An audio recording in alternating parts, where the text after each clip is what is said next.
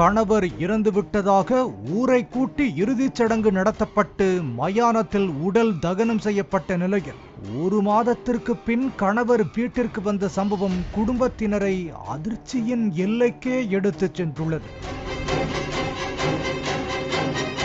தேனி மாவட்டம் தங்கம்மாள்புரம் கிராமத்தைச் சேர்ந்தவர் தங்கமலை செல்வம் தம்பதியினர். இவர்களின் மகனான மணிகண்டனுக்கு முருகேஸ்வரி என்ற பெண்ணோடு திருமணமாகி குழந்தை உள்ளது. ஜேசிபி ஆபரேட்டரான மணிகண்டன் மது பழக்கத்திற்கு அடிமையாகி வந்ததாகவும் மனைவியின் நகைகளை விற்று குடித்து வந்ததாகவும் கூறப்படுகிறது. இதனால் ஆத்திரத்தில் முருகேஸ்வரி தனது குழந்தைகளை அழைத்துக் கொண்டு தனது தாயார் வீட்டிற்கு சென்றுள்ளார். மனமுடைந்த மணிகண்டன் 1 மாதத்திற்கு முன்பாக திருப்பூருக்கு வேலைக்கு சென்றுள்ளார். அவரது தந்தை தங்கமலையும் கும்பகோணத்திற்கு வேலைக்கு புறப்பட்டு சென்றுள்ளார். இருவரிடமும் செல்போன் இல்லை என கூறப்படுகிறது.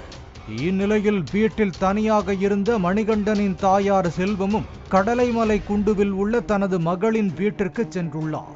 கடந்த நவம்பர் 13ஆம் தேதியன்று செல்வத்திற்கு அக்கம் பக்கத்தினர் போன் செய்து உங்கள் வீட்டில் இருந்து துர்நாற்றம் வீசுவதாக கூறியுள்ளனர்.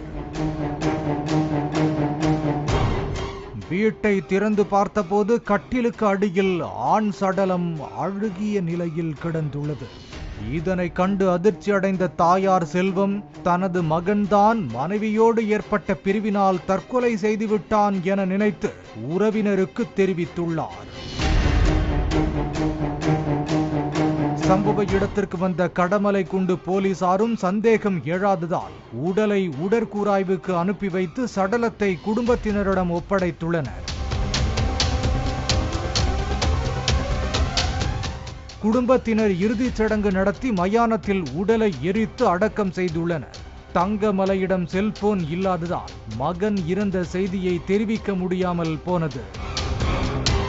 இந்நிலையில் தங்கம்மாள்புரத்திற்கு திடீரென வந்த மணிகண்டனை பார்த்து உறவினர்கள் மட்டுமல்லாமல் கிராமத்தினரே அதிர்ச்சி அடைந்துள்ளனர். மணிகண்டனோ சம்பளம் இப்போதான் கிடைச்சது, அதனால் ஊருக்கு வந்து விட்டேன் என கூறியுள்ளார்.